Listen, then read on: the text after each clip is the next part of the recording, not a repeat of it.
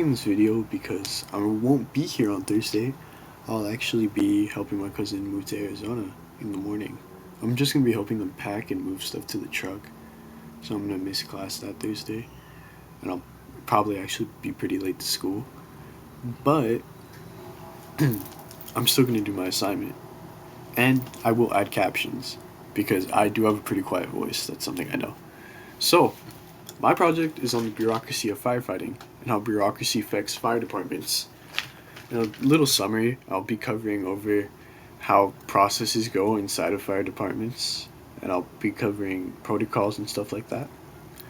My objective is to show how rules, organizations, and planning help fire departments become more efficient. It might seem boring and slow, but it's more, well, it's more effective than it is to actually just like run into a fire and just pour water everywhere. It's better to plan ahead than to not plan at all, which is kind of what I'm doing right now.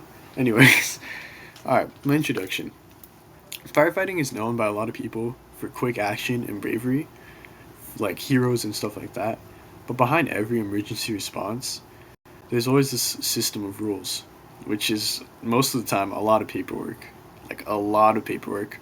Training plans and clear procedures that they have to recheck every couple months to make sure that they understand what's going on. Most of the time in a firehouse, it is pretty slow.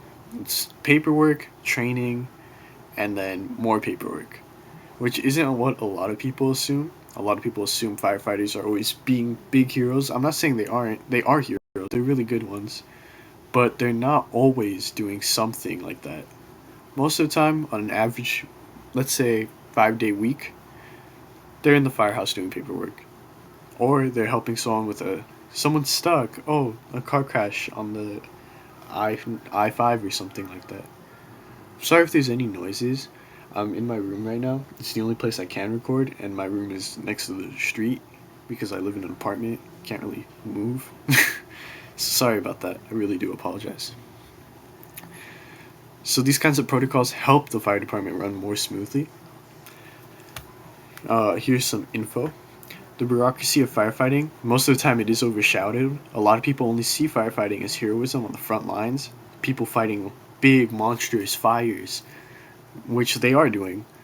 But how are they supposed to fight those big, monstrous fires without plans, you know?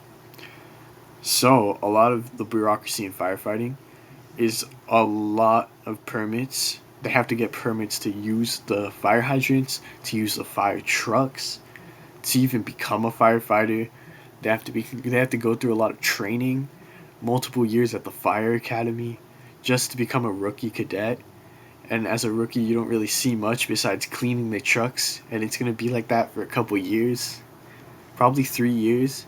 Then you can see your first fires.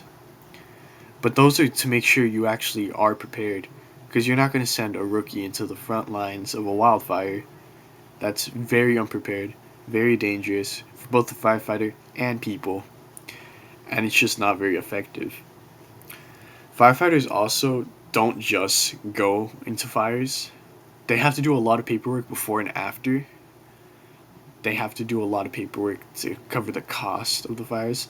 I know a lot of cities cover the cost of fires, but sometimes the fire department has to cover it, which is very, very tedious.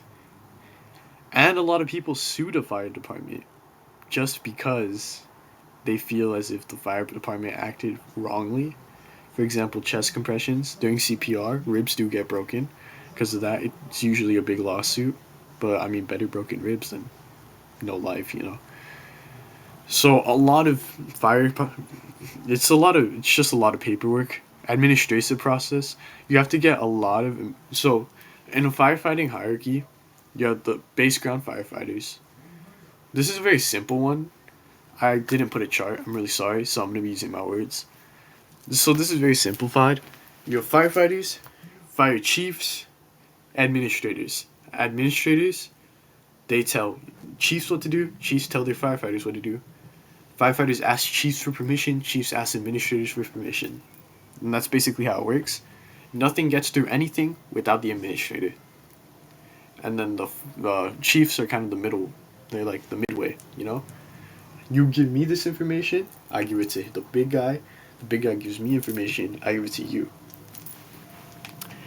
In conclusion, while the bureaucracy of firefighting can be pretty frustrating because most of the time it's genuinely just a lot of paperwork, it's to ensure preparedness and a lot of effectiveness. It also helps the public a lot because you don't want a bunch of guys and girls with like giant fire hoses and fire trucks just running around going whoosh, wee woo, wee woo, wee woo, not knowing a single thing on what they're doing, just going by their gut. You don't want that. And the fire department doesn't want that either. They don't want a bunch of people doing what they like, just random stuff with their equipment that costs money. The firefighters themselves, they usually go through more paperwork than a chief does, because a chief is not like enough. It's not an on the ground firefighter anymore. A chief is mostly just now like, oh, let me do all these papers. Chiefs do fight fires. So okay, here's a perfect example. See this picture? These two are EMT cadets. This is a chief. Notice how his helmet is different. They are mostly on the ground. He is sometimes on the ground in case of really big emergency. Most of the time, behind lines, operating stuff. So, while the bureaucracy of firefighting can be pretty frustrating and time consuming, it exists to uphold the order, ensure preparedness, and protect the people and the firefighters. Without this kind of structure, there wouldn't really be that much like effectiveness going on. Fires wouldn't really be stopped, and it would be pretty sucky. Here are two articles I referenced, and here's a video. And I don't know if this link works. Okay, so it doesn't. I'm sorry about that. This was also supposed to be a video. But yeah, that's my little project.